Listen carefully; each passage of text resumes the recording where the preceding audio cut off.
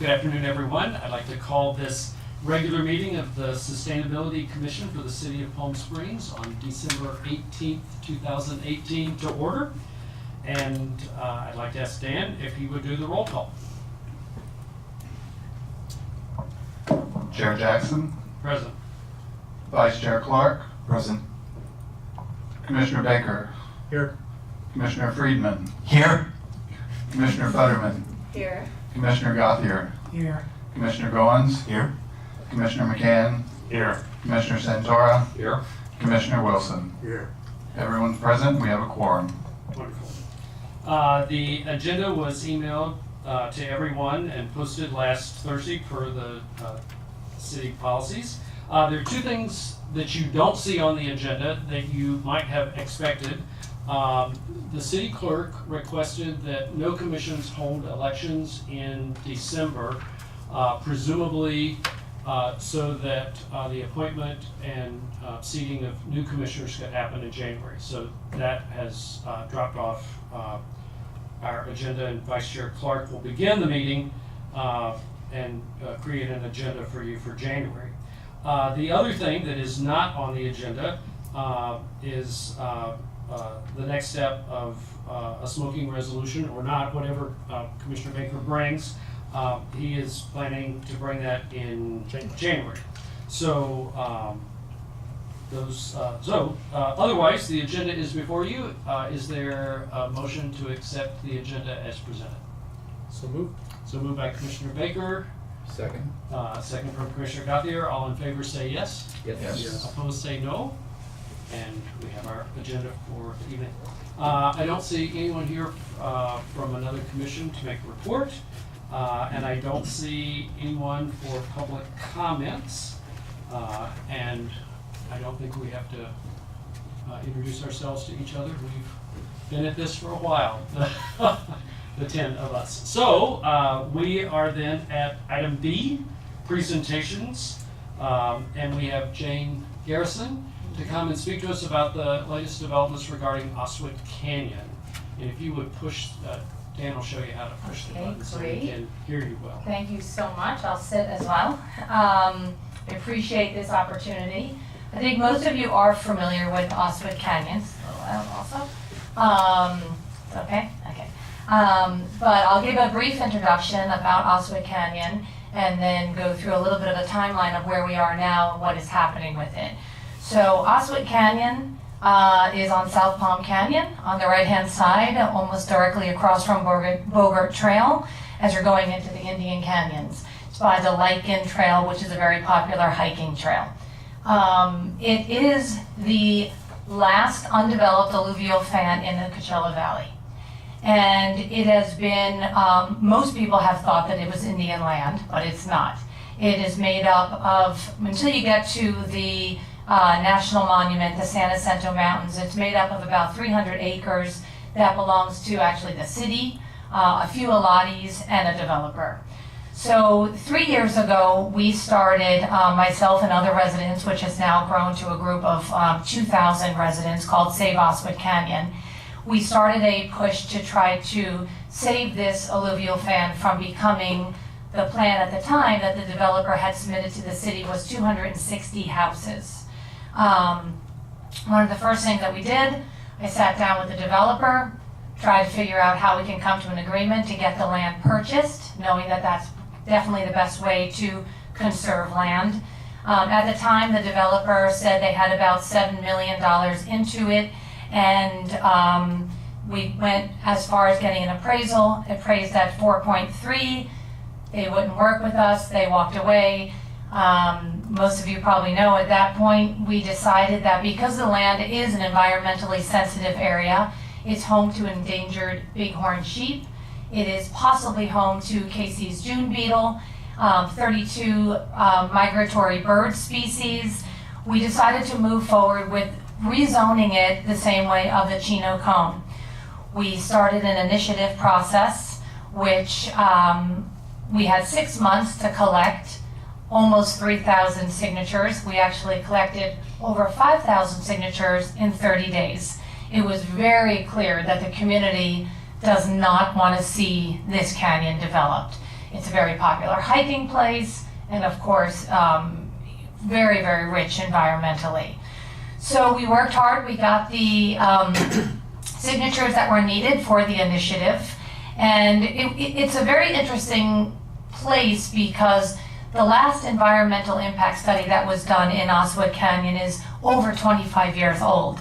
And even an environmental impact study that is that old still came back talking about how detrimental development would be there to the endangered bighorn sheep. Just the noise alone would be a problem. And since that time, the peninsular bighorn sheep have now become listed as an endangered species. So we get the initiative, we collect over 5,000 signatures, the city council puts it on their agenda. At that point with an initiative, as you probably know, the city council has a choice of whether to put it before the city for a vote or to pass it as is. It was very obvious to the city council with over 5,000 signatures in 30 days that this is what the community wanted. City council passed the initiative, which is what most people know at this point. However, in the last year, the developer sued the city to try to get the initiative overturned. And sadly, a few months ago, the city lost the case. And they lost the case under 3 findings by the judge. One was that the city, as many of you probably know, when you pass an initiative or a referendum, the community is signing what is on that petition when they sign it. Nothing can be changed, not a comma, not a period, not a question mark, nothing. But unfortunately, the city attorney added 2 lines to the initiative after the city council passed it. So the judge ruled and said that they invalidated the initiative by doing that. The second thing was that the city clerk was supposed to validate all those signatures to make sure that they were registered voters. The city sent those signatures to the county to validate for them. The judge said that was illegal, they weren't supposed to do that, the city clerk was supposed to do it. The third point that the judge ruled against the city was that they said there was no bighorn sheep. The developer claimed there was no bighorn sheep in the canyon. That was ridiculous that they lost on that point. We have photographs of collared sheep in Oswego Canyon. We have photographs of bighorn sheep standing next to the developer's sign that says private property. So unfortunately, we were not approached by the city attorney to give all this information, or Fish and Wildlife was not consulted about the bighorn sheep. So that was really unfortunate point to lose on. So for those 3 reasons, the judge ruled against the city and invalidated the initiative. The city did not appeal the judge's ruling, but we as an organization, we chose to jump in legally, and we have now, as the citizens of Palm Springs, of Save Oswego Canyon, we are appealing that judge's decision. In the meantime, we know that the developer has almost $7 million into it. And we just want to quickly say that the developers never developed before in Palm Springs. They are from India, oil companies. They're an oil company that has decided to buy this land, and they're wanting to develop it. Again, we said the best way to save it is to purchase it. We know they have almost $7 million into it. Let's do a new appraisal. Let's get everyone to the table. Worked with the Coachella Valley Mountains Conservancy, fabulous conservancy. They want to see Oswego Canyon saved. And we did a new appraisal, came back at 7.4. We were all thrilled. We said that let's get them to the table. We have the Coachella Valley Mountains Conservancy who's ready to jump in. We have the city of Palm Springs that's ready to contribute. We've met with the council members, the subcommittee. We as an organization have gotten almost $1 million pledged to purchase this, to close in any part that the Conservancy can't bring to the table. And where we stand now is we have a developer that somewhere is getting the message that they will be able to develop here. We don't know where the message is coming from, but unfortunately, they're not very willing right now to sell because their attorney is telling our attorney that, no, we can get something through the city of Palm Springs. So we as an organization, we are committed to use our resources to fight this, all the way to the Supreme Court if we have to. We find it really unfortunate that the initiative lost for the 3 points that the judge ruled on. We know that election law is really strong, and we plan to go as far as we can to protect this for us, as you know, this is ours and this is future generations. And the city is doing a really good job at protecting historic landmarks, historic architecture. But when this is gone, this can't be rebuilt. When the canyon is gone, it's gone. So that's why we will do everything we can to protect it. And if anyone has any questions, I wanted to be sure to leave time open for any questions. Commissioners, briefly, questions? Commissioner McCann. Jane, you mentioned a couple of weeks ago, as part of the development process, there's this enormous flood control. Can you tell us a little bit about that? Yep, absolutely. So the first plan that the developers, this property sits on the base of a alluvial fan. It's in a tremendous flood designation. The first plan that the developers submitted to the city included a flood diversion dam that, when we figured it out, it was the size of the Empire State Building laying across the base of the mountains to divert the debris and the water, which is not okay, obviously. So you can't build here without doing some kind of major flood diversion. Yes. Commissioner Baker. In terms of the citizens initiative, are you precluded from doing another citizens initiative? No, we can definitely do it again. And if we have to go that route, we'll go that route. It was a lot of work, obviously. This is a lot of work. So our first thing we're going to do is we're going to try to get the judge's ruling overturned. And we appeal it as far as to the Supreme Court if we have to. So Jane, this is not on the agenda for the commission to discuss tonight, and anything that we discuss has to be agendized and posted. So just to ask you for a subsequent decision by staff or leaders on what to do, is there action that is this information to us tonight, or is there some action you wish the Sustainability Commission might take at a future meeting? I think at this point it's just information, because there's no active application in from the developer at this point. We're just looking to make sure everyone is aware, and that we keep our ears and eyes open, and that we act when appropriately on this. We can't rely on an over 25-year-old environmental impact report, and that will be the first thing that is going to have to be done should the developer submit some kind of application. Yes, Commissioner Santora. Thanks very much for bringing the information. I'm kind of curious, though, if you are planning to go forward with a legal appeal and the city is not partnering with you on that, on what basis are they saying they don't believe that's the proper way to go, and clearly the city attorney's involvement contributed to the problem? Yeah, definitely. They just chose not to appeal the decision. And so we as an organization, because we do have standing, because we collected all the signatures, there was only 14 days that we as an organization could choose to appeal. And so we took advantage of that time. The city had 60 days to appeal.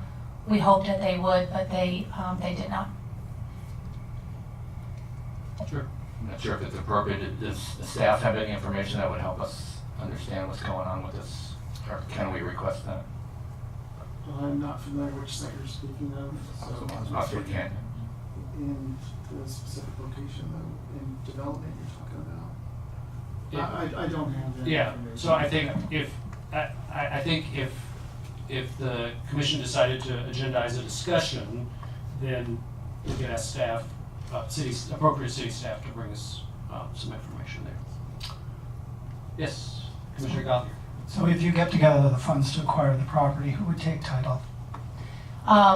Coachella Valley Mountains Conservancy would take the title. They would probably at some point turn it over to the Friends of the Desert Mountains, which is what they typically do. And Friends of the Desert Mountain met with them as well. Jennifer Prado was one of our first meetings 3 years ago, and they were very interested in it. Fish and Wildlife is also very interested in this property because of the Casey's June beetle may actually be living in this property as well. It's never been properly tested, so they are also interested in the property. I don't think we'll have a difficult time finding anyone to take the title because it's such an environmentally important piece of property. It's a good question. Yes, Commissioner McCann. Jane, can you give us a little bit more information about where you are with gathering the funding necessary to get to the 7 million? I know that you mentioned 2 weeks ago, and so I think it's public, that Yeah. the city has actually committed $1 million. Mm-hmm. Where are we with the total that you got? We're pretty much there where we need to be. Obviously, the funding as far as the Conservancy is a very long process. They submitted the appraisal, they submitted the appraisal to the state. A lot of their funding comes from general services with the state. The problem that we have now is not the funding. The problem that we have now is we do not have a willing seller anymore. They are not responding. Their attorney will tell us that they'll get back to us. They don't get back to us. And the reason is that they feel that they can get a plan through the city. And so we don't know where and who is encouraging them to submit a plan, but that's what we are hearing from them. We don't know. Okay, so Staff or- that's information that sounds like it's new from 2 weeks It is, ago. it is. 2 weeks ago, Jane was saying, we need to get the money together. We need to Mhm. raise the funds to get the 7 million. We've got all these commitments from different, but we're not there. So this is a significant development. It's a very significant development, and it's an alarming development to us. Yeah. Because if anything, we feel that the attorney for the developer should be getting the information that this is not going to be an easy battle. This is, this environmental impact study is very old. This land also falls under the Tribal Habitat Conservation Plan. There's so many hoops that they would have to jump through. It sits in a floodplain. So if anything, we would hope that the message that they're getting from planning staff would be, this is going to be a really difficult plan to get through. Maybe you should really explore while the funding is available and while you have a conservancy and a group that's willing to purchase it. But unfortunately, something has switched, and they are not really willing at this point in the last few weeks. Commissioner Friedman. This reminds me a bit of what the College of the Desert went through on their property, and they were eventually able to purchase that property under the threat of eminent domain. Is the Mountain Conservancy a joint powers authority with eminent domain power? Because that could potentially be probably a last resort. The city may not want to do that because they seem to have moved on. The city clearly could do that. But I'm wondering whether that's a route to explore if the Mountain Conservancy, which I believe is a joint powers authority of various governments, the county and various cities, to explore with them if they have eminent domain authority, they could essentially file to take it, with of course just compensation being the appraisal amount. Yeah, it's interesting that just came up yesterday. So very, very good thought. And it was also compared to what you just said. Yeah. So it's something to explore for sure. We're exploring everything. We're not leaving any stone unturned. Right. Jane, I think we need to Okay. move on to our next Yeah, agenda. of course. Thank you so much for this information. Definitely. I'm going to pass this around. It's a little more information that I can explain today. Also gives we have a website, saveoswegcanyon.org. We're now a 501c3 nonprofit and a Facebook page, and I would encourage everyone to stay in touch with that as well. Thank you so much for this opportunity. Jane. Thank you. Thanks so much. Commissioners, as we were beginning the meeting, I skipped staff comments because Jay wasn't here with us yet. And so, Jay, if you have anything to bring from yourself or city staff, we're happy to hear it. Yes, Mr. Chair, as a matter of fact, I do. I've been informed that we have one of our commissioners, chairs, this may be his last meeting. And it's been 6 years, It's not maybe. I believe, since Mr. Joseph Jackson began his service to the city on the Sustainability Commission. And I think we all know he's done a wonderful job chairing for 3 years, is my understanding. And I think just as a very simple appreciation for his years of service, we do have this plaque for you, Joe, that we're happy to hand over to you. And Dan, did you want to add anything to that? I just want to say it's been a pleasure working with you and enjoyed your presence with this commission and all you've done to move things forward. And we wish you the best, and I guess we can all now start calling you Chris. Which is my middle name. It's the name my mother calls me. So, Jay, if it's all right, I'll just take a minute. I do want to thank everyone. It's been a privilege to serve as a commissioner for 6 years and to serve as chair. I have certainly been enriched by the wisdom of all of you and other prior commissioners and the expertise of staff. I feel as if I have received far more than I have given during my term, and so I do want to thank you. I especially want to thank former Vice Chair Wilson and Vice Chair Clark for their support during the time that I was chair. And I leave absolutely confident that the best years of the Sustainability Commission and the work of sustainability is ahead of you for the city of Palm Springs. I'm enthusiastic about all of you and your passion and skill and the possibility of working with new staff and all that is before you. So good luck and best wishes, and thank you very much. Thank you. Thank you, Joe. Jake, what else do you have for us tonight? Mentioned when Peter or Patrick's comes, that I might be here. Sure. And our future sustainability manager, Patrick Talarico, is anticipated to start. We are on schedule, as I think we discussed before, for January 14th. He's ready to hit the ground running and do a lot of good work with all of us. Great. So then he would, if he's starting on the 14th, he'll probably be here at the meeting on the 15th. We're going to try to have a little, maybe either before or after a welcome, get to know him a little bit better time so that you can spend a little bit of time with him before or after the meeting next month. And you're welcome to join. Oh, well. Jay, is that it for you? That's it. That's it. Okay, all right. We are at item C, which are the minutes. You received the minutes, and I know that there were a couple of editorial comments. Dan, do you have anything you need to say about the minutes? No? I made changes that were recommended. Okay. Is there a motion to approve the minutes of November 20th? So moved. So moved by Commissioner Santora, second by Commissioner Friedman. All in favor say yes. Yes. Yes. Opposed say no. Abstentions? And the minutes are approved. Thank you. All right, we are then at the recycling report, and Gary's at the table. Welcome. Thank you. Happy holidays, everyone. And I would like to join Jay and Daniel in expressing how much I appreciated working with you and all the work that you've done for the city. It's been a pleasure.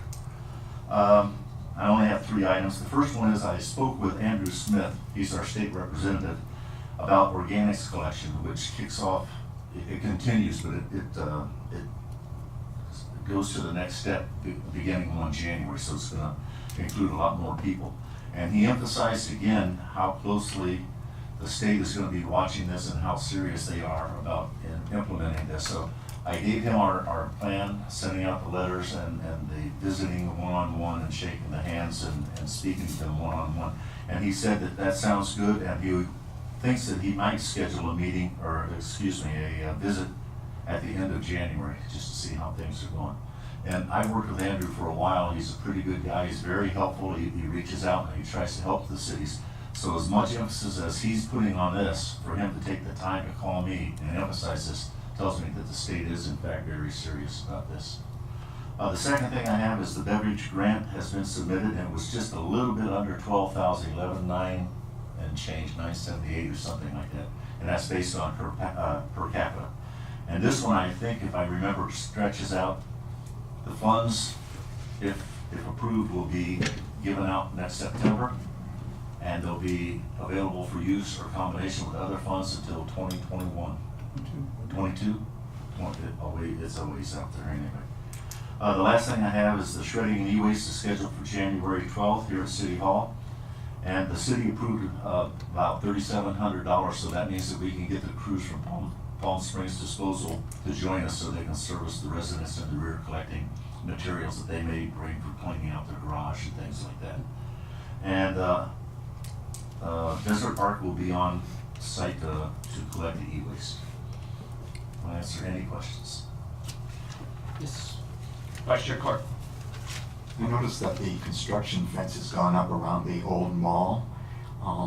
Is there any plan for the demolition and specifically the recycling of the materials from the demolition? Well, I don't know if they're gonna demo the whole building. I know what they're discussing is that there's gonna do some interior remodeling, but I don't know about the whole structure, but that's one of the things that I will go and visit. We don't really have an ordinance that is enforceable, but I will like to visit anyway. Thank you. Other questions? All right. Happy holidays, Gary. Thank you. Thanks for coming. All right, we are at old business, and I think item 1 can be brief. We got a little bit of an update, don't we, Jay? The city will be sending out a flyer to residents and businesses to let them know that the leaf blower program requirements will commence on January 1 of 2019. But as we do not yet have, we're getting a little more definitive information on the rebate program for AQMD, and tonight we will be discussing for residences, possible rebate program. We're just going to ask them in the flyer to stand by and watch for updated information as that comes out. Any questions, Commissioners? All right. Our item 2 is under old business because we talked about this. We've heard of this report and information many times in the report on waste reduction and the discussion about food and beverage containers. So this motion appears to us tonight for the first time, and it comes from that subcommittee on waste reduction. So it comes from Commissioner McCann and Vice Chair Clark. So as it comes from the subcommittee, there's a motion and second that is part of this. So this motion is before us, and the subcommittee was encouraged by council members to move it forward with us. So it is before you tonight for your discussion. I'll ask if Commissioner McCann or Clark want to speak to their motion. Or do you want to just respond to questions and comments as they go along? I don't know the answer to that. I think it might be useful to quickly go through this presentation about the report that we submitted, just in case council members, this is probably going to be reminding you of things rather than coming up with new things, but there's a couple of interesting pieces of information here. Okay. And people should be informed as much as they feel comfortable being informed before actually voting on this. Sure. So next, that's the numbers on how much plastics are used each year across the planet, and about half of it is throwaway single-use items. About 80% of that ends up either as litter or in landfill. The fact that a lot of it ends up as litter is kind of important, I think, to this city. It degrades through sunlight down into small particles of 5 millimeters or less. And that microplastics then is the stuff that just sits in and accumulates in the oceans or other gravity landfills or gravity wells. Next. a large proportion of this throwaway single-use plastics waste is associated with foodware. And this is just an example of the types of foodware that fall under this. The straws, the lids, the plates, the utensils, liquid stirrers, and of course you're all familiar with styrofoam, food containers and cups and the like. Next. So that's kind of a general overview that you could give about, you know, plastics anywhere on the planet. What about here in the city? Why do we think that we could benefit from an ordinance? We generate about 500 tons of plastic waste a year. That's only about 1% of our total, but by volume, it's far more. You know, this plastic waste is voluminous, and there's a lot of empty space inside all the containers. And it's volume that's going to end up filling up our landfill sites. And then the other thing is that these days, 100% of the plastics that you're putting into either your trash bin or to your recycle bin, 100% of it is going to landfill right now. There is no market for plastics in the recycle business. It was getting warehoused, but the warehouses are themselves getting filled up. So Palm Springs Disposal Services, it's all just going to landfill now. Our city's landlocked. So you could ask the question, well, why do we care about this? Isn't all this about marine pollution and marine mammals and the like, and marine birds? But there's been some studies that show that as a result of the litter and that sort of thing, that a landlocked area, a lot of this microplastics is ending up in soils and other vulnerable areas, and it's getting into our food supply. Animals are eating it, and therefore we're eating it too. It's not just marine life. So that's it for that slide. Let's go to the next one. Lots of efforts, as you know, across the planet to reduce it. In the US, most of that effort's at the municipal level. We've had 150 municipalities across the country that have passed bans and ordinances. 100 of them here in the state of California already, going back decades. These ordinances typically prohibit food and food service businesses from providing the variety of plastics that I showed you in the previous slide. Next. How effective are these things? Well, again, sort of speaking to why should we pass one here. And here's just a couple of statistics. San Francisco did a follow-up on their ban and found that it decreased litter, plastics types of litter by 41%. San Leandro up in the Bay Area did it, and they found it decreased it by 61%. I guess in some sense this is a no-brainer. If we ban it, it's going to reduce the amount that gets into the litter. But it's good to see the data. What about an alternative like a voluntary program? Why do we need to pass this? Why does it need to become a law? And the one data point I've been able to find here was Santa Cruz that established a voluntary program back in 1989. 19 years later, they finally threw in the towel and said, despite the fact that there was a lot of outreach associated with it, it didn't meet their goals. And so they were forced to pass a ban. So the conclusion from all this, if we adapt a municipal ordinance here, we're going to get at least these 4 benefits, and you could probably think of others. It's going to help us with meeting our increasingly stringent requirements to divert our waste from landfill. It's going to reduce the amount of plastics in the litter stream along our waterways and the like. It'll reduce the buildup of microplastics in our soils and waterways, and of course it'll promote the city's reputation as a leader in sustainability practices. Okay, next. So what about objections? They exist. Food service organizations in most of the municipalities that have passed the bans have initially objected to them, and the core, of course, is the cost. They argue that the cost is prohibitively larger in many cases to use environmentally friendly substitutes for plastics, and therefore they don't want these bans in place.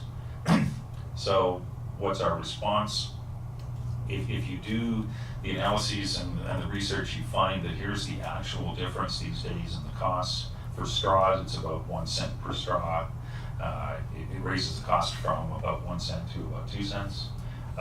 If you go up to the clamshells, which is the most expensive item that I could find amongst all this kind of food service plastic waste, they're 9 cents each at Costco. For plastics, they're about 20 cents each on one of the on one of the online suppliers. So again, it's a 10-cent difference.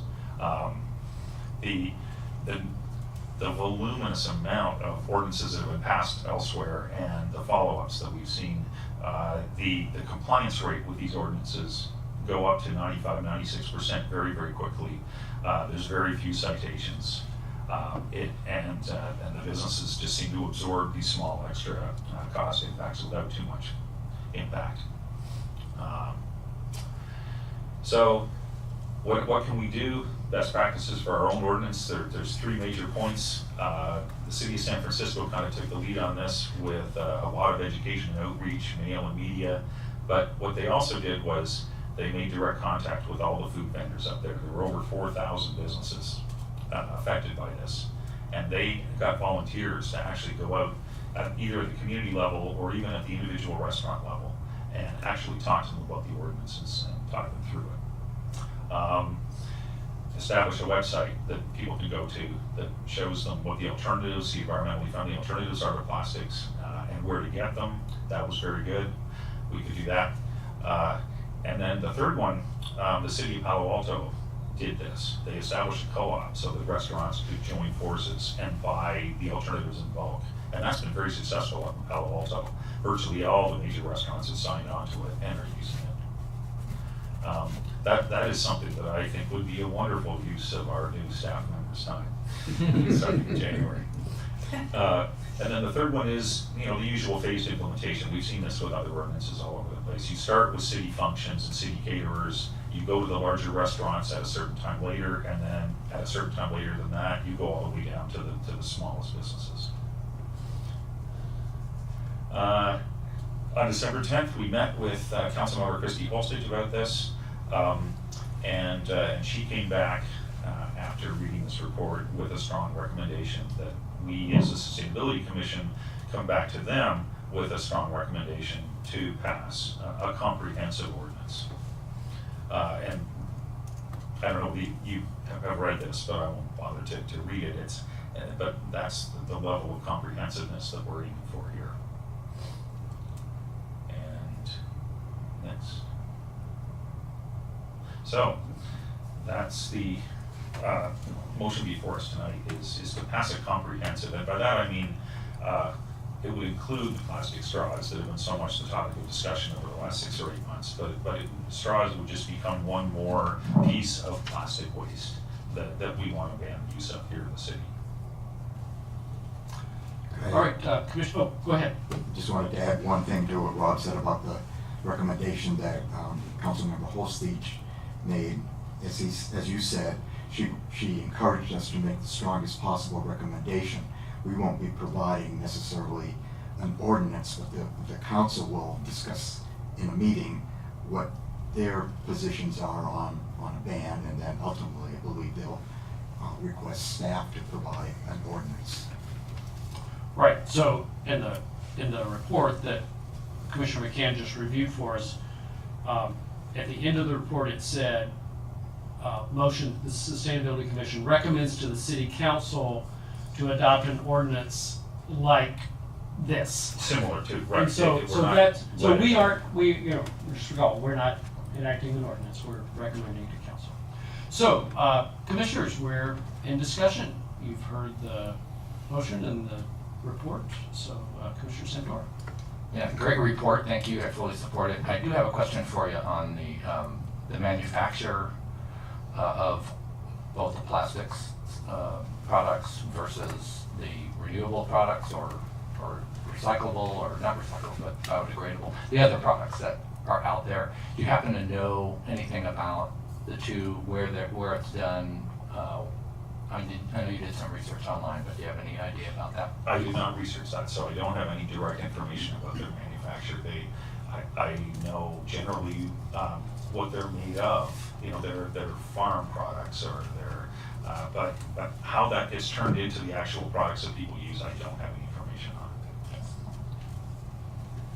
Yes, Commissioner Friedman. To the various ordinances that you have looked at, San Francisco, et cetera, have exceptions for accommodation for persons with disabilities under the ADA, because I've been reading lately the people saying, well, what about, persons who need straws? Should they be available upon request? So would that be part of the ordinance, presumably, that the city would draft? And have you seen that in some of the ordinances that you've looked at? I have not seen it in the ordinances I've examined, which doesn't mean that it wouldn't be a good feature of ours. This straw particularly is the one that seems that to people with disabilities focus in on. It's not clear to me why substitute straws that are more environmentally friendly would not answer the bill for disabled people. I don't know why they have to be plastic straws. But maybe somebody can educate me, because perhaps there are council members in other cities that have more information on this than I do. For example, Cathedral City just passed a ban on straws 2 days ago or yesterday. There was one opposing vote from a newly elected council member over there, and his objection, if I recall it almost verbatim, was that people with disabilities going through drive-through establishments might drive away without a straw and then realize that they needed it to consume the product. And my response to that was, people with disabilities are hypersensitive and aware of things in their environment that can harm their quality of life and their ability to do things. They will be the first in line to request straws if they need them. So I don't know how powerful it is to worry about this issue, I guess is. Commissioner Baker. Seeing that the straw issue is actually moot since the state is going to enforce it beginning on January 1st, is there any movement towards working with the state for these other disposable containers, cocktail stirrers or anything else? Are you familiar with anything, just out of curiosity? Not at the state level. There was a more comprehensive ban that was proposed at the state level 6 or 7 years ago that did not get passed. The state level ban, we will go further, where again, if we just include straws as another category of plastic waste, because the state is restricted to sit-down restaurants of a certain size. We want to be much more comprehensive than that with our food service establishments that would be under this, subject to it.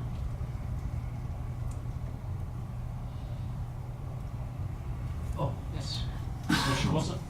I think Mrs. Yada's fourth grade class at the Desert Learning Academy, they have some answers to Commissioner Santora's question about manufacture of straws. Also, I'm kind of curious about the recycling revenue stream, in terms of if there's no market for plastic recycling, what is happening in terms of the revenue for those plastics that we're putting in our recycling bins now? I'm kind of curious about that. I don't have any specific knowledge on that, except to say that if it's all going to landfill now, there is no revenue for it. Right. So I'm wondering if it matters anymore if we're putting plastics in the blue bin or the brown bin. It seems like if we're putting it in the blue bin, it's just adding to the transport expense. That is true at the moment. Hopefully there will be a market for it and a buyer at some point in the future, but what you're stating is exactly true right at the moment. It's not something that PSDS is encouraging us to publicize. Yeah, and I'm curious,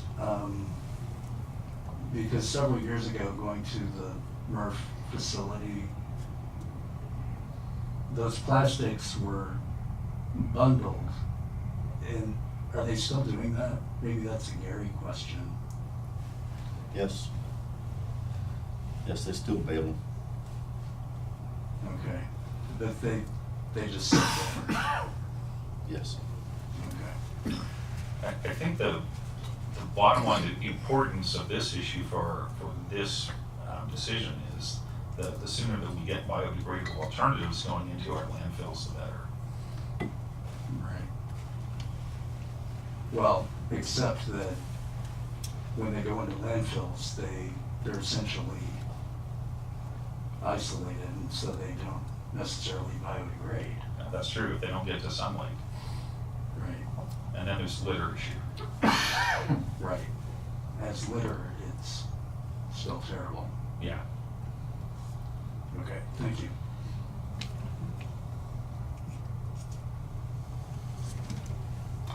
I see no more hands raised, so the motion is before us, and that is that the Sustainability Commission recommends that City Council enact an ordinance similar to the statement that is then printed in your agenda. So, all in favor, raise your hand. So that's 2, 4, 6, 8, 9. Unanimous. All opposed? There's no opposed, there's no opposition. All right, passed unanimously. Thank you. Thanks for all your work. All right, moving right along as we keep having business, we're at new business. Staff suggested that your never-ending ad hoc subcommittee on leaf blowers come up with some sort of recommendation for you regarding a rebate to homeowners in Palm Springs. So Vice Chair Clark and I got together and put together the motion that is before you. And so it comes to you again with, as a motion and second from the two of us. So I don't know, Vice Chair Clark, do we have anything we want to? It's pretty straightforward. Do you want to speak to it in terms of your investigation? Yeah, I would. We discussed this the last time, and at the last meeting, and I think the recommendation was that the maximum rebate would be $200. Subsequent to that meeting, Dan and I went to one of the garden equipment companies in Palm Springs and spoke with the owner, and he showed us models of battery-powered leaf blowers that likely would be purchased by homeowners to do their own gardening, to do their own yard cleaning at home. And I won't say anything about the makes or models, but the two that he recommended ranged in price from $129 to $289, and he felt that those would be certainly sufficient for homeowners to use. So based upon that, actually the $289, 40% of that is $115. And so we felt that it would be more reasonable to have a maximum of $100 rebate as opposed to $200 rebate. And so that's why $100 is in the motion that we have tonight.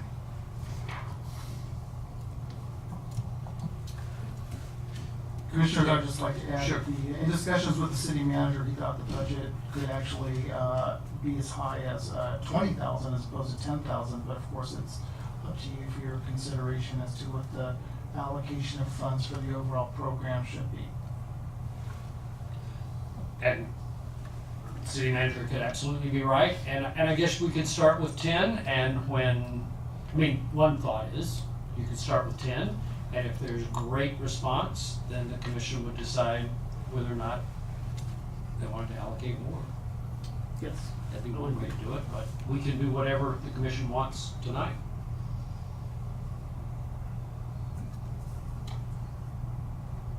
Yes, Commissioner Friedman. To qualify, is this something where a resident could buy it and then keep it in their house for their gardener to use, or is there some sort of saying, well, it's only for you to use? I mean, because I think there had been some discussion of providing equipment, or if an homeowner so desires, to provide the equipment for the gardener. I mean, obviously they're gonna have to buy their own once the AQMD rebate is open, but is there any thought about, well, there's no, I guess the question is there any requirement of do-it-yourself for the rebate? I don't think so. It's just the homeowner has to buy it. The homeowner can let anybody use it that the homeowner wants to. I guess they have the liability of when it explodes. Then, but no, I think your comment is absolutely, it's fine. Yeah. When this came up, I think Dan got questions from homeowners who were doing their own yard work. And that's why we were thinking in those terms, but certainly anybody can use a leaf blower on any property. And what we're hoping is that the AQMD will come through and provide a much more substantial rebate program for commercial quality equipment to licensed business owners. That's what we're hoping. Well, in fact, Dan got some information today that, well, we have been informed from AQMD that even though Palm Springs is not included in what their definition of an environmental justice area is, that they would endeavor to operate the program throughout the entire area that AQMD serves.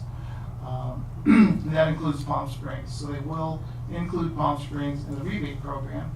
They did say prioritizing those areas that are in environmental justice areas, which we asked them for clarification on, and they said, what was their response? Expanded outreach in those areas. Just expanded outreach. But there probably won't be high demand from licensed business owners in areas that haven't enacted a ban. That's correct. So if the environmental justice area hasn't, its municipality hasn't enacted a ban, it's unlikely that a business owner is going to access those funds because they're probably going to prefer to keep the equipment they have. Probably. But who knows? Well, since you brought that up, just before the meeting, a gardener came in and asked me, he said, do I have to turn in my gas-powered blower? And he's a licensed gardener. And he says he can use it in other cities that don't have a ban. And I said, no, you don't have to turn it in, but if you don't, you're not going to be qualified for the rebate or the lowered price through AQMD. Right, right. And those will be all AQMD's rules. So, yeah. All right, let's, and that's all helpful information. Tonight we're focusing on Palm Springs residents, if you wish to offer them this rebate program. Other questions?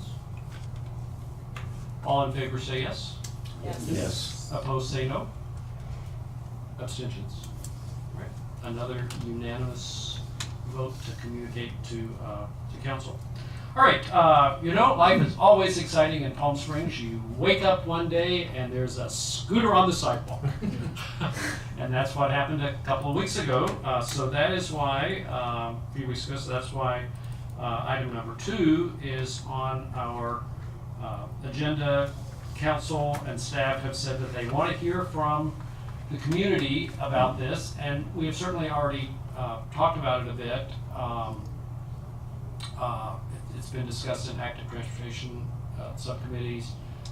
Jim Flanagan is not here tonight. He's out of town. We've talked about it here. So does staff have comments that they want to say about this, or you want us to toss out our opinions? I would just report I received 33 emails from individuals wishing to have scooters available in Palm Springs. All right. I found this article just today from Palm Desert, but they quote David Reddy and what's going on here in this city, basically stating that they're waiting to get input from residents, and that it probably won't go back to city council until January or February. All right, so I think what we wanted to do tonight was just have a little bit of a preliminary discussion, and I'll, well, you can re-agendize it for a further discussion later on, as you wish. I'll violate protocol, and since it's my last meeting, and I'll toss out my opinion, which is I am not at all opposed to scooters being present in the city. I think we need to be very careful about where they operate. I think they need to be, we need to have them only in bike lanes because they are too vastly dangerous to operate on a sidewalk that is a pedestrian pathway. They move much too quickly. There's been a history of many accidents for pedestrians, so I think they make much more sense to operate in bicycle routes. And the second point I would make at this point is that we've discussed the possibility of while they are mobile and you use your app, that there ought to be corrals where where you pick up and drop off. Now, I know that that's one of the great conveniences of using these, but the huge complaint in every other city is that our sidewalks are littered with a turned over bird or lime scooter, and they're leaning up against every tree and signpost in the city. And so I think if we can figure out some way to have specific areas where you check them in and out in a commercial space where there's a high amount of traffic, that makes the most sense. So I won't be here for the end result, so I wanted to get it in now. Yes, I'm not sure whose hand was up next. We'll be able to hear from everybody. Commissioner Coins. My thought is I'm largely supportive of them in the city. I think for a tourist destination, they're a great way to get around. But they also serve an important function for getting people the last mile, last half mile home if they take public transit or get around in other ways. So I hope that we'll find a way to integrate them for that kind of residential use as well and not just focus on the commercial corridor. The second thing I think is that our sidewalk situation here in Palm Springs might be different than maybe a lot of other cities where Bird and Lime operate. So it's really important that we think about where people can and cannot ride them. I often find myself walking in the street here because, there's really no place else to walk. And if there's not a bike lane, and it'll just require some thought as to when and how they can be ridden. In most cities, you're not supposed to ride them on the sidewalk and only on streets with a speed limit of 25 miles an hour or less. So, things might be different in Palm Springs where we maybe have, wider streets in our residential areas and things like that. So that'll need some thought. But those are my comments. Who's next? First, does anyone know what the actual municipal code, or I guess the vehicular code, I don't even know who regulates the use of scooters. Are you familiar, Councilman Freeman? There is nothing, as far as I know, from the state. So the CPUC obviously regulates some things, and there's really nothing. They're not considered a vehicle under the vehicle code. There is a prohibition in the municipal code of scooters, which may or may not have applied to these, because obviously it was not thought about these kinds of scooters when the municipal code is there. So, but there seems to be just local as opposed to statewide regulation on this issue, which is why it's simply become a city by city issue. And I think the removal initially was because they didn't have a business license, not because of some other violation. No, but my thought is that initially we'd have to figure out, excuse me, what the municipality would accept as allowable use of a scooter, whether it would be on a sidewalk or whether it would only be in a bicycle lane or whether it be in a street with, dependent upon parking and street posted speed limits. That would be the first step to see even when and where they would be allowed to be used. The second step then becomes whether they would have to be corralled, etc.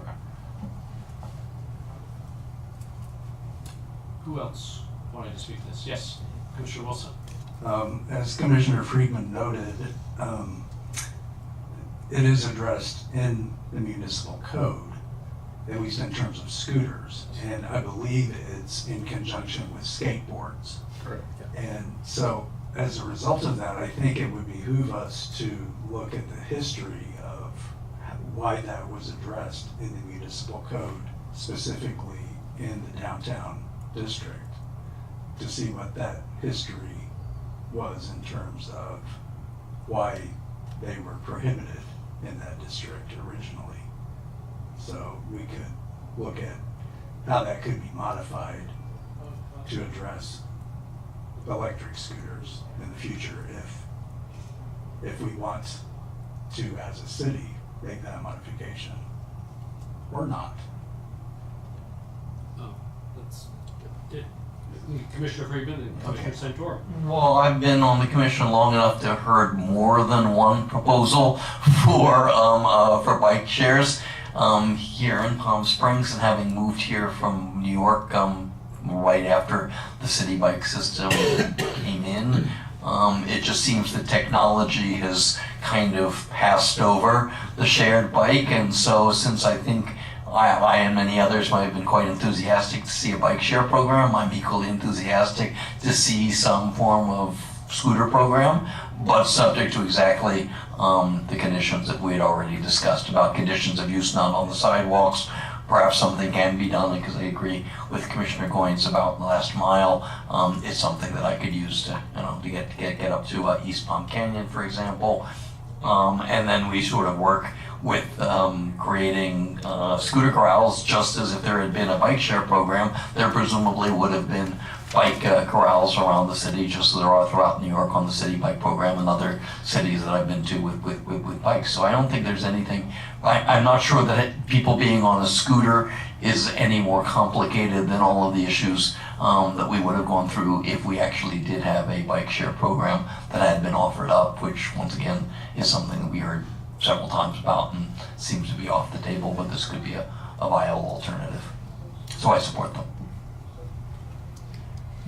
Yeah, I also agree there's a place for this and future types of transportation, but I'm surprised that you got so many supportive comments, because I was reading nothing but negative comments when the story hit the paper.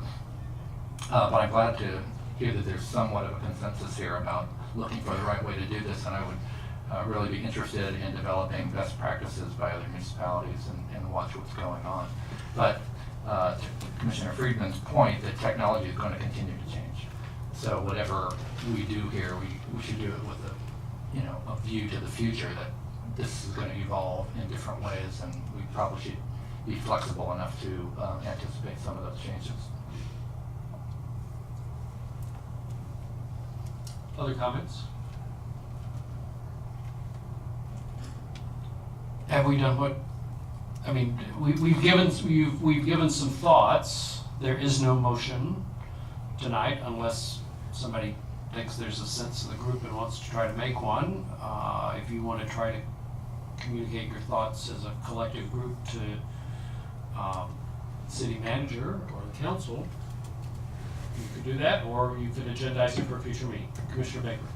I agree with what you said earlier regarding the corralling, but I'm not even sure that's part of the business plan for Bird and the similar scooters, because they come by either late at night or early morning with geolocators, pick up their little scooters, charge them, and then redistribute them.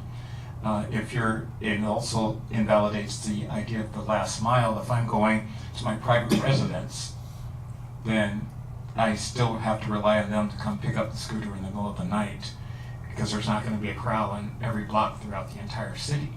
So I'm not sure how that business plan even works using it. Maybe it does. All the cities I've seen them, San Diego, Oakland, etc., they're just strewn across the city haphazardly. And I suspect, and while that's true, that doesn't mean it has to be that way in Palm Springs. Yeah, but maybe there is a way to integrate our wish for how we want the city to look with their pickup plan. Yeah, don't know. The staff now, is the city manager or anyone on city staff collecting best practices now? Or is that something that this commission would be charged? I don't know. Well, I mean, well, for what it's worth, I mean, I think that needs to be done. And if the city staff is not going to do that, and they want to put it back in this commission's purview, I think that needs to be done before any grand announcement is made about having scooters all over the city. And not knowing that it has been done, my sense is that it will be done, because this did become a very urgent issue here in the city. So I'm sure staff is looking at how to evaluate it, and in fact, I would think are coming up with the recommendations such as you're all bringing forward the possibility of corralling if it fits their business plan. Just appreciating the ease that it provides for transportation and helping people get around. And so finding out what would work well for Palm Springs is something I'm sure that the city as a whole will be looking at, and we can bring back here to this commission for comment and reaction to what comes out of all that. Okay. So it sounds like a potential future agenda item. Other thoughts? I just have a Vice Chair Clark? question for Jay. It's been referred to, and I believe there have been 2 bike sharing companies that have come and spoken to us over the last year, and those were just information-only presentations. Did either one of them go to you or any staff people in the city for further discussion? We've set up meetings with at least one of them, and they never followed up with coming in to have that meeting, and I'm just not sure what happened with that. Okay. Oh, yes, sure. Is anyone, excuse me, familiar with any other cities in the Coachella Valley that uses either the bikes or the scooters? Because I'm not familiar with any other local municipalities that use them. All right, we're at item F3, under new business, the Green Monies Initiative. Council Member Holstridge asked that we might have a brief discussion about that. You've got the presentation only a day or so ago. Well, maybe, I'm not sure when you got it. Sorry, not tracking all my email by date. In any event, essentially this is an initiative which would seek to encourage people to not consume meat or dairy on Mondays as an effort to reduce carbon footprint because of the impact of the production of those items on the environment. So, I don't know, Commissioner McCann, some of this came sort of through Councilmember Holstridge to you, I think, right? Yes. Did you want to speak to it, or is there, we all got the report, so we read it. I think Commissioner Holstridge again would just be supportive of the council, or the commission rather, taking some action on this. Now what that means, just reading through what this Green Monday does and what they've accomplished elsewhere, it would be wonderful if a commissioner might take this over and start to develop it. There's specific things that would need to be done, outreach to restaurants and get them to sign up to a Green Monday situation where they would have plaques at their place if they contributed, and that would be sort of the reinforcement. But basically it would be an effort to get them to offer vegan type dishes as specials on Monday. And maybe do something like go to Billy Reed's and see if they could be convinced to take their prime rib special and move it to another day. You know, so somebody would have to do some legwork on this, and I think that's what Christie would love to see this commission take on. Right, well, in the same way that we just had a little bit of discussion about electric scooters with, just to get a sense of the group, we can have this discussion. Are there commissioners who have something to say? Yes, Commissioner Beck? It sounds like something for the health subcommittee to look into. Okay. Okay. All right. And probably outreach. Anybody else have a thought? All right, have at it. Yeah, that sounds great. Sounds like a great way to do it. All right, and the rest of you can give some thought to it yourselves. All right, we are at committee and commissioner reports. Mr. Chair? Oh, I'm sorry, yes. Good. More new business, if we could. I'd like to move that we agendize further discussion on the Oswego Canyon issue. Oh, okay. Well,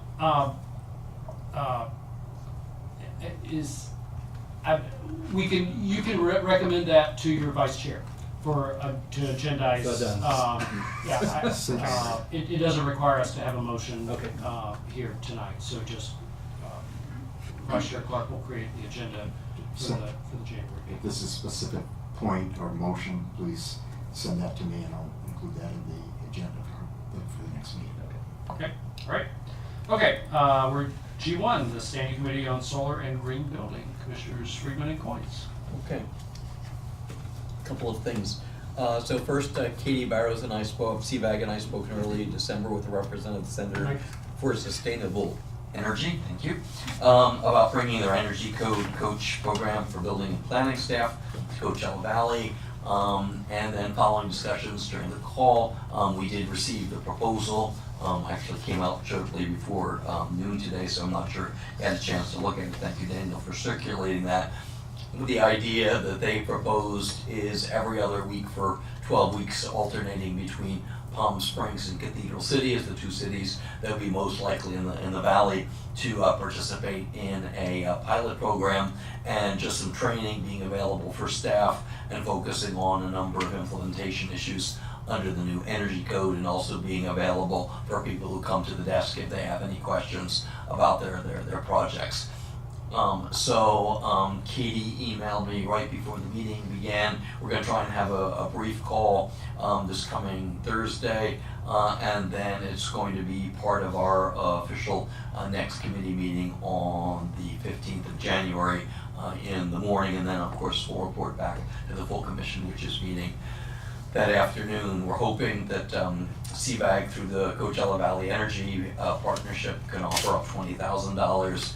The budget is $30,000, which means we may have to come up with potentially $5,000, and Cathedral City maybe another $5,000 to bridge that gap. So we'll come back for further discussion. Obviously, this will have to go to staff, and I think it'll be a nice task to welcome in our new sustainability manager. But particularly if the CVAP can cover the bulk of the funds, we'd be looking at, for a small investment of $5,000 or so, some fairly detailed hands-on training for our staff. So I think that would be a good use of our funds, and we do have an outreach budget for green building solar, and we're actually did not spend a single penny on the training program, which cost us several $1,000s last year. So there would be funds that would be available if we could make that available. So that's some good news there, and we'll have some more information at next month's commission meeting. We got an update from Katie as well on the Community Choice Program, Debtor Community Energy, which had to postpone its launch, which was originally scheduled for this past August. Councilmember Coors is, and I believe will remain, the member of the DCE board. And they'll be deciding by March if they will then launch perhaps early 2020. So this is a stay tuned. There's a lot of back and forth going on with the California Public Utilities Commission on that. So that's definitely an ongoing sort of liaison with CVAG. I previously raised the solar zoning ordinance. We're hoping to speak with Planning Director Flagg and his staff, hopefully next month, to try and move this forward. There were some provisions added in the historical preservation ordinance that govern when solar and wind, but most likely solar, can be installed in historic buildings. So I'll have to modify the ordinance, the solar zoning ordinance, to incorporate what's already council approved 2 weeks ago. So we'll see where that is there. So that's once again to be continued. I hope to get it before the commission for a recommendation. January, I think, is exceedingly unlikely. Perhaps February or March, then it would go to planning, and then up to the full city council. So that's it for what we're working on, at least I'm working on, and Commissioner Goins will talk about our Monitors Week event coming up. Yeah, just a quick reminder to put it on your calendar if you're available on the 23rd, February 23rd at 2 o'clock at Camp Theater at the camp. We will be having a modernism and sustainability chat. 3 great panelists. It was a really good session last year, and hope everyone can attend. What time did you say that is? 2 o'clock. 2 o'clock. Commissioners, any follow-up questions of Commissioner Goins and Friedman? All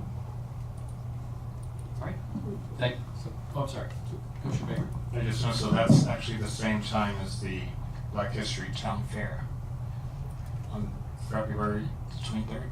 It is February 23rd, actually, yeah.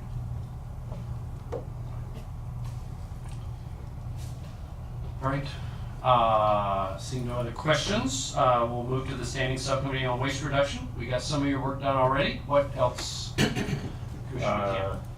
Yeah, so I'll be able to skip some of these items, unless you all want me to go over them again, but.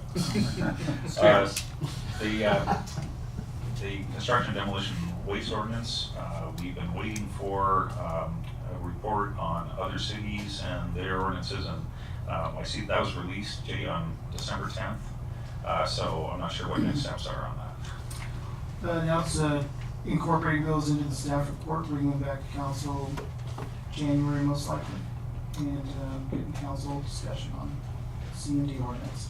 Very good.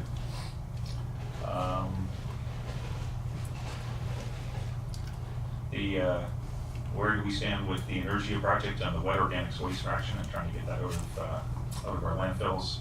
On December 10th, Roy and I met with Christy Holstage and other members of the Scour, and the issue right now in the action item is whether to approve both on the city side and here in our commission side about a $70,000 payment to Energia to develop a more detailed engineering analysis of the whole project. We have to approve it, and the city council has to approve it, and city manager has to approve it. And the development from that meeting was that it turns out that there is a larger effort going on now to work on the wastewater treatment plant. They've had some meetings about that, and council member Holstage's recommendation was that before they proceed with any recommendation on spending this money for Energia, that we try to integrate the two efforts and find out how they would go together. So we're currently trying to gather information about the wastewater treatment plant effort to see how we would dovetail with this one. Battery recycling. We, again, on November 30th, got authority to proceed on the grant. And again, on the December 10th meeting, Roy and I discussed with Dan various outreach and educational options that we might be able to initiate in advance of the authority to proceed and actually getting the money and starting to purchase the containers and that sort of thing. And we came up with a couple of ideas. Roy, do you want to say anything more about that? We decided that we would slow roll the launch of the recycling program and allow our new manager to have more input into our publicity and so forth. But we did discuss doing some limited publicity now, letting people know that the program will be starting sometime in 2019. We talked about flyers and putting something in the PSDS billing statement, and I did actually bring that up at the 1PS meeting last Thursday to let the members know that this was coming next year. So that's what we're doing right now. And I have nothing further. Commissioners, questions? Follow-up questions? Thank you.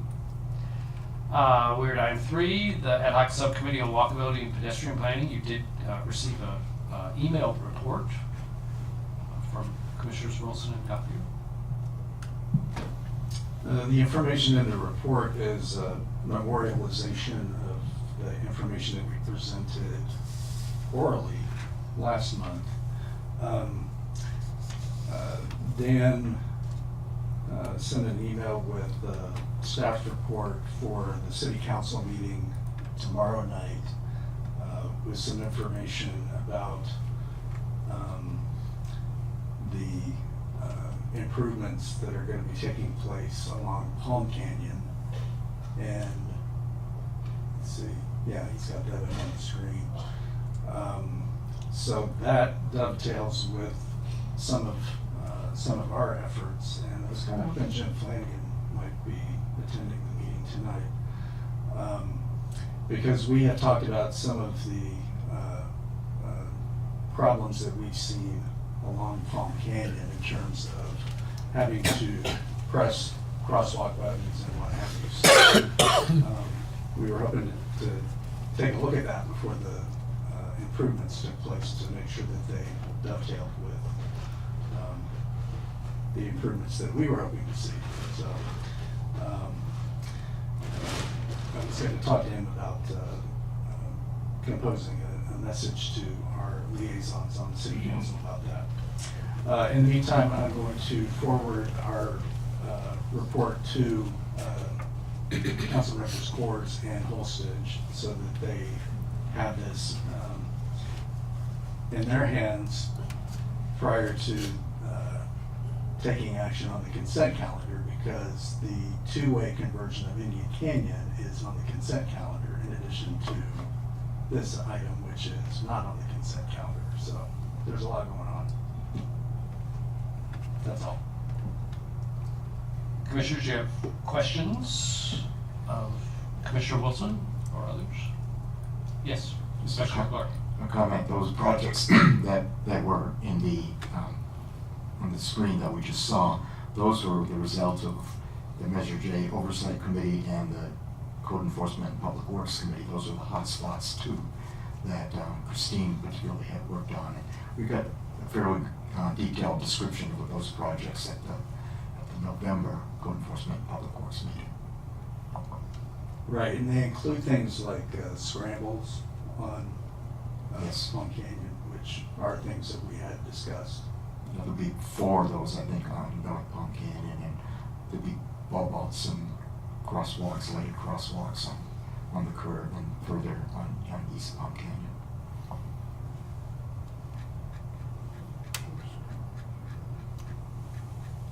There's a picture of a scramble.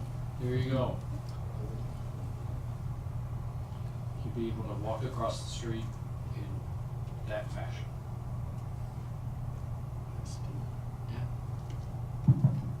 And those are great because that way you don't have to cross 2 streets. You can just cross once.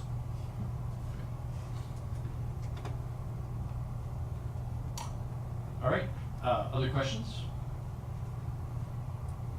What,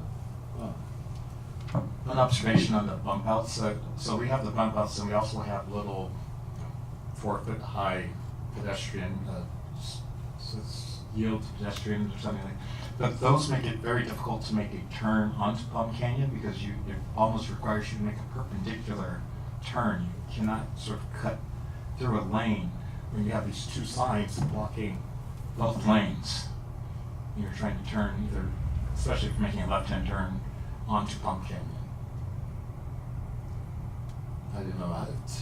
So visualize turning left, and there's a little thing in the middle of each lane, so you really, it's kind of difficult when you're driving. I know it helps for the pedestrians, but cars hit those all the time.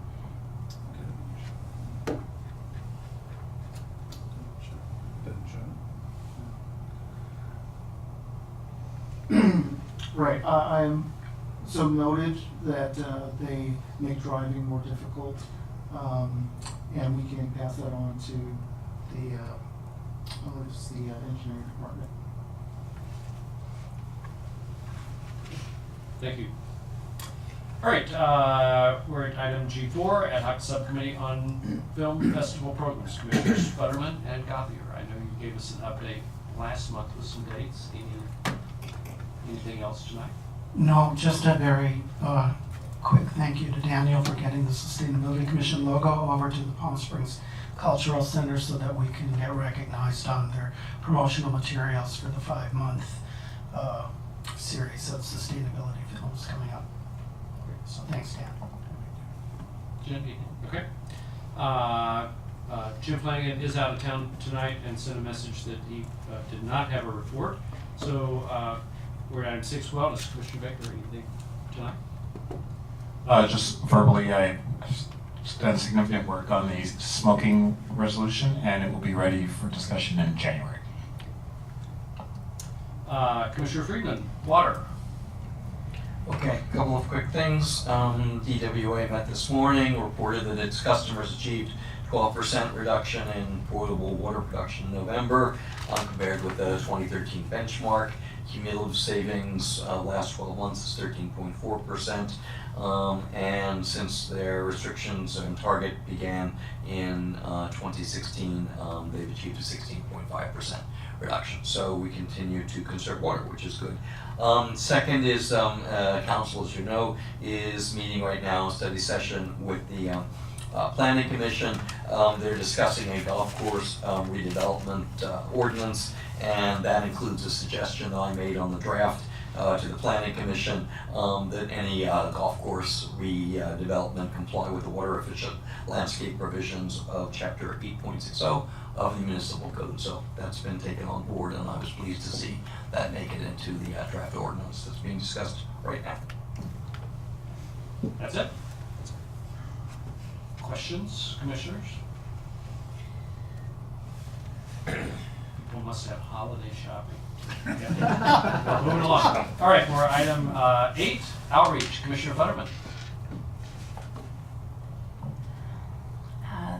The request for the pavilion for World Environment Day has been granted for Sunday, June 2nd, from 2 to 5. I had asked last meeting to put on the agenda to discuss our budget if the commission would like to continue supporting this event, and I missed that it didn't get on the agenda, so I would like to request, I'll send that to you, Roy, for next month. Also to perhaps create an ad hoc subcommittee for that event, and hopefully our new sustainability manager may like to play a role in this event. In 2017, the commission supported the event with $2,500 sponsorship. Last year, we had $1,500 contribution for the event itself. It cost about $2,500 to run, so that was largely, well, it was our event, but other contributors helped to sponsor that. And we also purchased the 2 billboards, which were $2,500. It was determined that the billboards were probably the best way of promoting the event from our, whole collection at the event. So I'd just like you all to consider if we would like to do the billboards again, it was a better price to do 2 than to do 1. It was $1,500 for 1 and $2,500 for 2. And if the commission wants to take this on as, our signature outreach event, since we really don't, well, we do have your modernism and green building, but, as our educational event to engage the community, right now this is what we have. So we can hopefully have a discussion in January. And it may be, with a little research from Dan, I don't have my budget notes with me here tonight. It may be that we already have earmarked funds for that, since this has been an activity that we've supported the last. Yeah, you supported. Yeah, for several years. I mean, it's been in existence for several years, but at least 2 years of commission support, maybe more? More. Okay, so if it doesn't already appear specifically in our budget notes, we can visit it. Pardon me? 3. We had $3,000 for World Environment Day in the budget. And Okay. it was actually $4,000 because of the event itself was $1,500 and $2,500 for the billboards, so. So our notes say 3, and Jen is looking for 4. So then probably we need to agendize that adjustment, which can And possibly 5 if we want to do 2 billboards, or if we, I'll be looking for their sponsorship, but if this is. Okay, so if you'd communicate with Vice Chair Clark about what specifically, and maybe if you want to send a written report, that might be helpful to I will do that. commissioners for their information. All right. Anything else, Commissioner Futterman? Any questions for Commissioner Futterman? The room falls silent. Thank you. All right, we are at item H, Commissioner comments. Are there any? Just a quick item. I want to follow up on Jane's presentation and emphasize a point here that I find very disturbing. 2 weeks ago, when I first became aware of what the situation was with Oswego Canyon, it was at a fundraiser for the event at a private house. And just 2 weeks ago, the entire focus of her presentation was, we are not at $7 million yet. We need to raise the money, and if we do, then that's the way that we will proceed, and we will buy the canyon, and this whole thing will be put to rest. So to hear tonight that she has succeeded in raising that money in the last 2 weeks and gone to these developers, and they have turned down the $7 million. suggests rather strongly that those developers and or their lawyers have some fairly powerful friends here in Palm Springs who must be telling them that there is some avenue towards getting the development passed and getting it going. And that to me is, I just want to put out there, that's a very disturbing situation if you care about saving Oswego Canyon. Other commissioners? Well, we are at adjournment, so if there would be a motion to adjourn to the regular meeting of the commission to be held at 5 o'clock on Tuesday, January 15th, we would entertain that motion. So moved by Commissioner Santora. Second from Commissioner Baker. All in favor of adjournment to that next regular meeting, say yes. Yes. Opposed, say no. And we are adjourned. Good evening. The last. Your last. My last.